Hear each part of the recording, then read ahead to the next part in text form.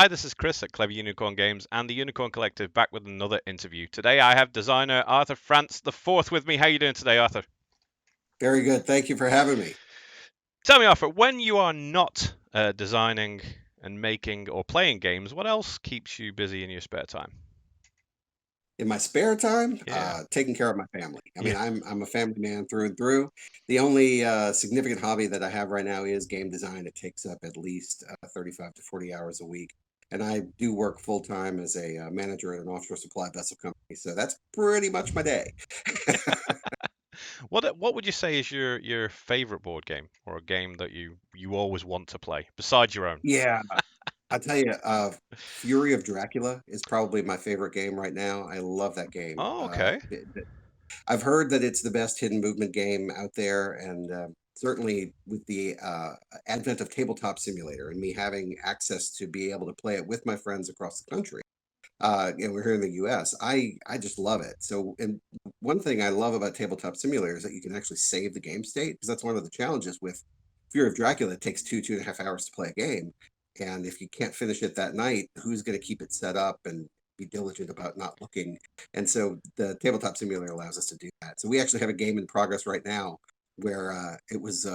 One against one. I was playing all four of the hunters, and my friend was playing Dracula, and he's slipping the net. I got to find him. But anyway, it's a great game. It's a great I've game. I've not played it. I know somebody that has it, but I've just not played it yet. Normally, I don't play many cooperative games, but that I mean, if I was playing Dracula, then I'd probably enjoy it more. Yeah, But yeah, I yeah, definitely need to play it because I have heard good things. So yeah, it does look like fun. it's Uh, fantastic. when you come to designing a game, like your current game, where do you go first? So you have the idea in your head. Where did you go after you got that idea? So, anytime you pick a game, I think you should look at what the market currently has and try really hard not to design something that currently exists. And I'm aware that there are people who sort of look at games and say, maybe we could do a slight tweak on this, or we could combine this theme with this existing set of mechanisms, and we could make, Battle Sorry or whatever you want to do. But my group and myself in particular like to start with a brand new set of ideas. And so with Breakaway Football, which is, 4.5 years old at this point, we started with the idea of removing players from the equation. So, imagine a football game with no players. And there are games that do that. Probably First and Goal is a good example.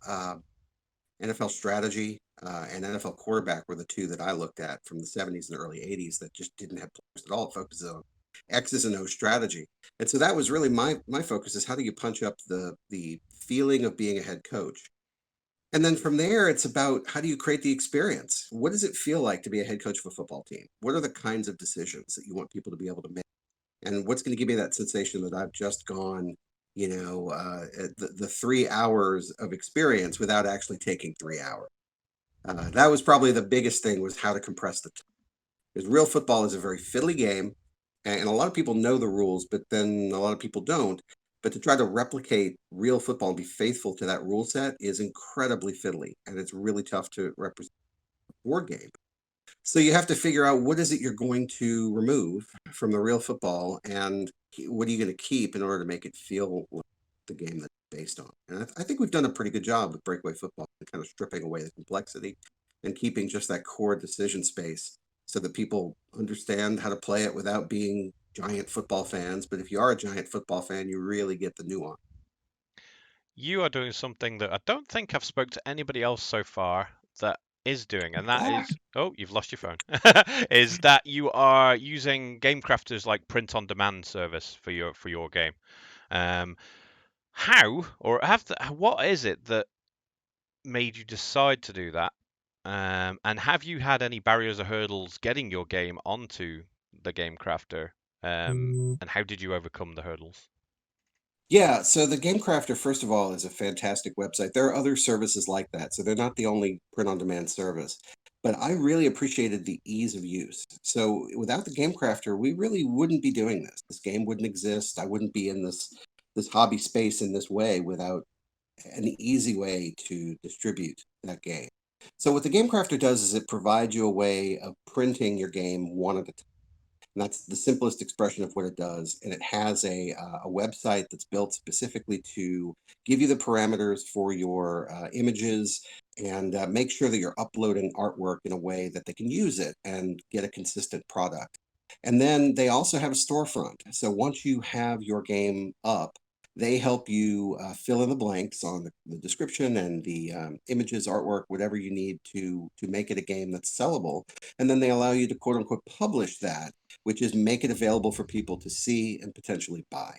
The downside to the Game Crafter is the same downside to any print on demand service, which is it can run a little pricey in the per unit cost. And so when you have people who compare a full print run in China through Panda, for example, and then the retail price of a product like that, that's going to be a lot lower than the unit cost of a game through the Game Craft. And that is the one downside. But I understand why that pricing is the way it is because they've got to, they got to stay in business.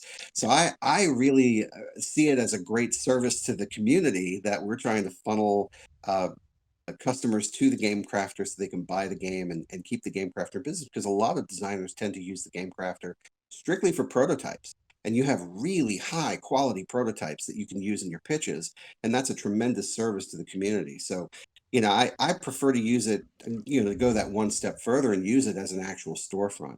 I guess the limitations are making sure that you're aware of how to format the images correctly and make sure they're the proper size, the proper they need to be red, green, blue, and not CMY. Yep. So things of that nature. But anyone who is mildly computer savvy can pick that up pretty quickly. And like I said, their website is incredibly good with templates. Um, their customer support is incredibly good. You can ask them a question and they get back to you very quickly. Yeah, I'll never say anything bad about the Game Crafter. Those guys are fantastic. No, and I'll say we had prototypes made up by the Game Crafter, and that's sent over to the UK from America. It wasn't cheap, but then the quality was production quality. So it was Yeah. production quality, and ours was a pretty heavy 4X space game. So and it had Oh, quite a wow. few components as well. A few components we bought elsewhere and added them in at our end, but the Sure. majority of like space tiles and cards and things we got done by them and the boxes. And yeah, it Yeah. was it was great. What would you say inspired you to start making games? What is it that made you think, I want to make a game myself? I've always been a gamer ever since I was a preteen, and everybody kind of grows up on those mass market games like Sorry and Scrabble and whatnot. And I really cut my teeth in sports board gaming on Stratomatic Football, which is a very intense, detailed 3.5 hour experience where you're calling every single play and moving players around. I had the 1985 season, and I was able to play on the phone with my friends. This is before the tabletop simulator, a good 20, 25 years before that. But we used to tie up my landline. I'm really showing my age here, but we used to tie up my landline and I would have three-way calling, and I would have the board, and I'd basically be the game master and have everything in front of me.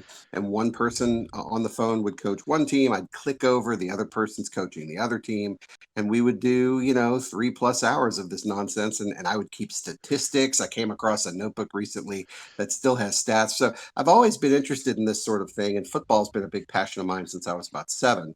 I coached JV high school. I actually had 1 year of a professional team.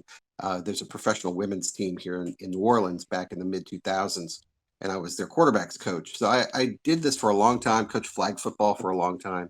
And then when I got married, had a family, and my son has autism, and when he was diagnosed, I made the decision to step away from it. But I always had this itch that I wanted to scratch as far as being creative. I have a Master of Fine Arts degree. And I used to write fiction, but again, when I kind of stepped away from coaching, I also stepped away from writing. I had to develop a career and take care of my family.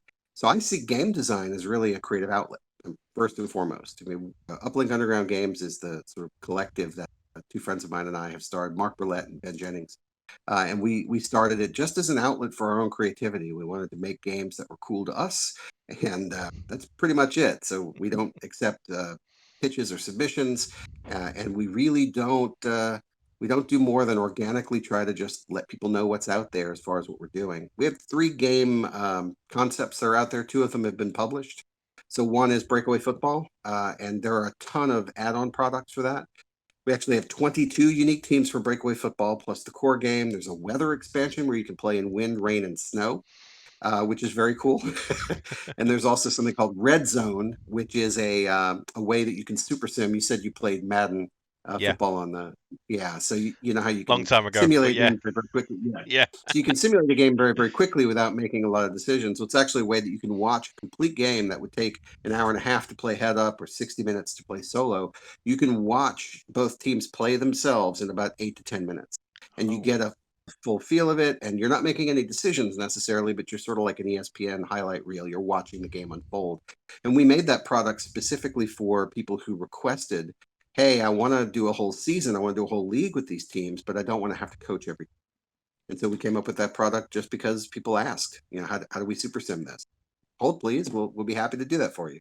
So it really is that collaborative as far as the small community that we have. It's a small but fiercely loyal community, and we are happy to service their needs and really go to them for advice. We have a few teams that we're building right now based on specific historic teams, the 1978 Steelers, the 1978 Cowboys, right now, and those helmet designs have gone up in front of the community. What do you guys think of these helmets? Right here are the names we're thinking of. I like the names. Here's the style of offense, the style of defense. Do you think that fits with the team? And I feel like people are getting that sense that they're co-creating with yeah. us, and their opinions do matter. I don't follow everyone's opinion, but if certainly if we see a pattern of responses, then we know we're onto something and we should take it seriously. That is Anyway, brilliant. No, that's brilliant because that's exactly the same sort of experience we had with my first published game last year, which was Weird Alchemy, which is a basic party card game, but had some wonderful mhm. artwork that we had done. And we were sharing the artwork before we launched. We were just sharing it, Oh, good. and we could tell that we were going to do okay because of the organic comments and likes we were getting. It sort of dictates, if people were, and then we asked, and what you did, we asked, we got like certain bits of our work done up twice, and then we asked which one does the community like, or which one do they Right. prefer, and that brought in more comments and more likes, and yeah, it really helps if you can engage the community in the creation process itself. And we did the same Definitely. thing during the Kickstarter as well. Um, for instance, we had a card that we wanted to make foil. So we want to put a foil card in as a stretch goal on Kickstarter. So we asked the community, which one of these cards do you prefer? Which one do you want to be made into foil? And even though we had our ideas of what we want to make foil, we just went with what the community said, which is a different one to what we thought, but still, Wow. Okay. came out really good, and everyone was really Yeah, happy that's great. because yeah, yeah. So yeah, that really does. Having people get involved in the creation process certainly helps um, from their side. Yeah, yeah, from their side because they definitely Yeah. feel happy to be Yeah, because they involved. feel an ownership Yep, over it. They feel like they influenced it, and so they're more likely to share that with other people and more likely to consume it. Yeah, exactly. And then other people looking in see that you've let this person decide something reasonably important about your game, and then they realize, wow, they are they're yeah, open to our suggestions, which yeah, we were. yeah, Have you ever played a game that you didn't like, and you don't have to name it? And what was the yeah. theme or the mechanic of that game that really just put you off it? Um, yeah, there games that are overly complicated are ones that are tough for me. So there's all right. So you've got light games like Sushi Go and things. I enjoy those. You've got really heavy, crunchy games. I can like those if I identify with the theme. And then you have these sort of middle of the road games that are. It almost feels light, but there's something going on in the background, and that's okay. So it's not about the weight of the game. There's always some strategic element that I'm going to be attracted to. It's games that are devoid of strategy, I think, is where I really sort of fall away. Games that are more activities, Cards Against Humanity. Oh, I Mm. shouldn't name it. It No, no, rhymes you with can. Cards Against Humanity. No, I'm with you. Cards Against Yeah, Humanity for me was one that I played it the first time, had a giggle, felt bad for. I don't think any of the things that I said were particularly bad, but I saw other people that I respected say really bad things with their cards, and then I was like, yeah. yeah, that's a bit too much for me, and I don't think I played it again after that time. So yeah, it's doesn't bring out the best in people, unfortunately. That's the problem that I have with it. See, I'm Yeah, not disparaging the product. As a product, it's brilliant because if yeah, you just look at the quality of the cards, it's black text on a white background. yep, So you can expand that indefinitely. You can change the theme, and they've demonstrated that you can make a ton of money doing something very simple with sort of a tee-hee raunchiness Yeah, to it. So as a product, as a capitalist product, I think it's phenomenal. As a game, I'm not interested in it. And yeah, I have played it and I have laughed when I've played it, but I always feel a little bad when I play it, yeah. and it doesn't encourage me to want to play again. But regardless of that, it's really about strategy. That to me, there's very little strategy in that type of game, and any game that kind of plays itself is a challenge for me to get into, even if it's gorgeous. And for me, that's the wheel that has to turn is strategy. And it doesn't have to be, like I said, this crunchy, 4X Euro game. Like that's not necessary. I just need a very compelling set of choices, and I need to know that I'm determining my success or failure. And if someone else outsmarts me because they make a better decision, super. Yep, That's okay. yep. But I want to make sure that it's not just random luck that's stealing the opportunity to make a good decision. This is why I really dislike dice in games. I don't like games with dice much. I'm not a dice fan. Yeah, yeah, dice. I'll tell you, I don't disagree with you. Dice definitely have a place. We don't use dice in Breakaway Football in the head up version. It's all cards. And it's kind of like Twilight Struggle was the thing that we wanted to base it on, but it's not nearly that complicated. 'Cause you literally just pull a card from your hand, place it on the board, and you flip it over and compare it to the other person's card, and do some simple single digit arithmetic, unless it's the perfect play call for either of you, and then you do something different. Yep, So I mean, conceptually, it's a very straightforward experience. But where the joy of that decision making is trying to figure out what is this person trying to subvert? How do I subvert what they're going to do? So it has elements of chess in that you're using strategic moves because the constraints of the yard lines and the board, where is the ball relative to the first down marker? So there's your chess piece is what play am I going to call? It's going to maximize me accomplishing my objective. But then there's an element of poker, which is looking across the table at the person you're playing against and going, what are you up to? And when somebody puts down their card on the board, you can see some of the information. You can see the formation that they're in. So if I'm in a shotgun formation on offense, my opponent's going to see that before they call their defense. And so they're going to say, well, I'm going to put up my dime coverage because this has much better passing and shotgun's a passing formation. But then when I flip it over and I show that I've run out of my passing formation, they go, curses, and that's the sort of poker quality. And you can audible. This is a game that has a real-time strategic audible because the cards have two plays on them, top and bottom, and they're oriented so that they face each other. So that if you rotate the card on the board 180 degrees, you've literally changed the play call without picking up the card.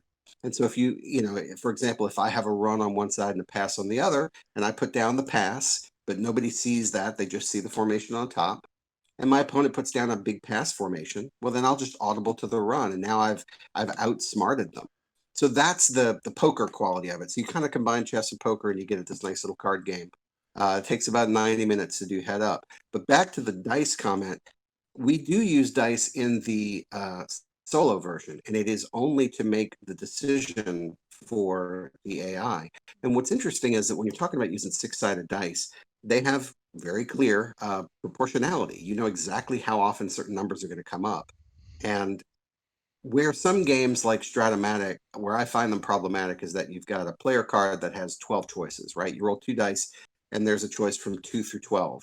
Well, we know that when you roll those dice, the majority of the time you're going to get a 7, yep, a 5, a 6 or an 8, or a 5 or a 9, maybe, right? You're not really going to get 2s and 12s very often. So it looks like there's a lot of possible choice, but really there's only like 5 things that are likely to happen.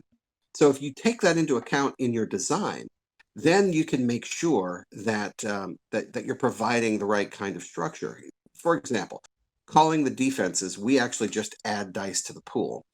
So if the but if it is a short yardage situation, you roll one die. The further back you go, there's places where you would add another die, add another one. You could actually roll up to 4 dice, and it's a choice on this 1 through 20 chart.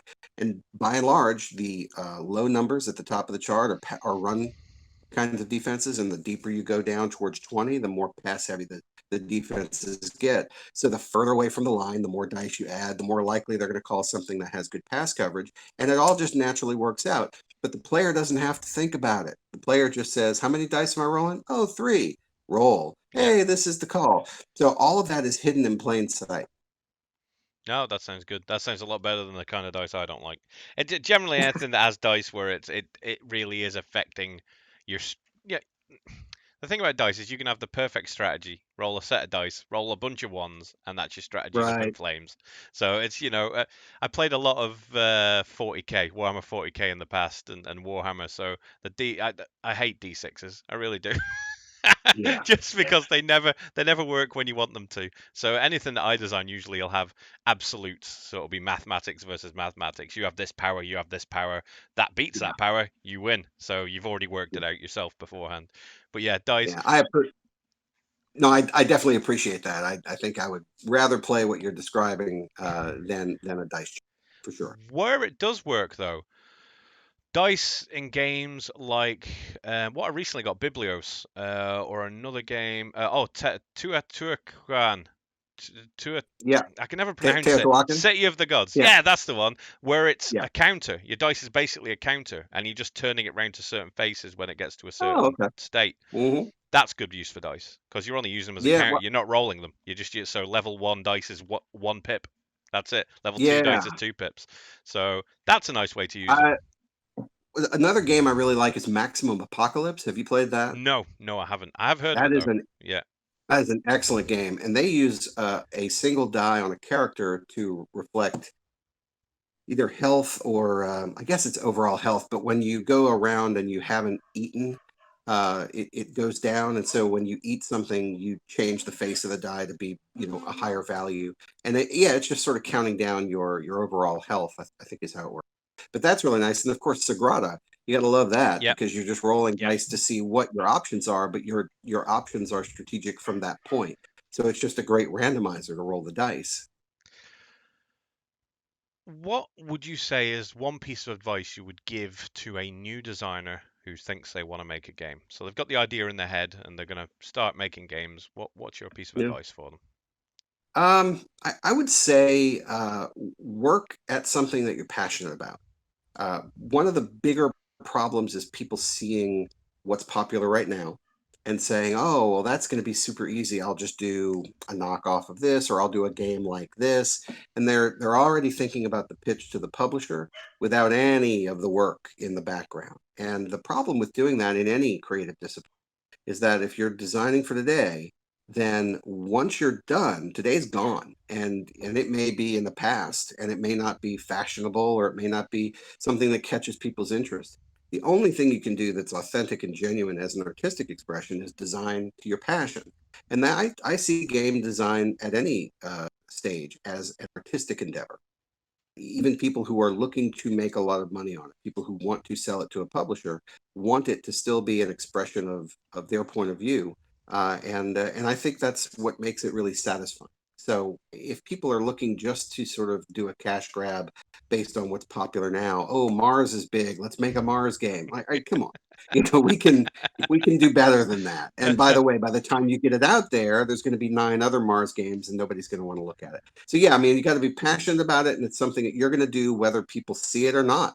It's whether it sells or not. It's going to be something that you do and you're going to be proud of. So that would be my one piece of advice. Brilliant. Thank you so much for coming and speaking to me today, Arthur. This has been brilliant. Thank you for having me. This has been a lot of fun. I appreciate it.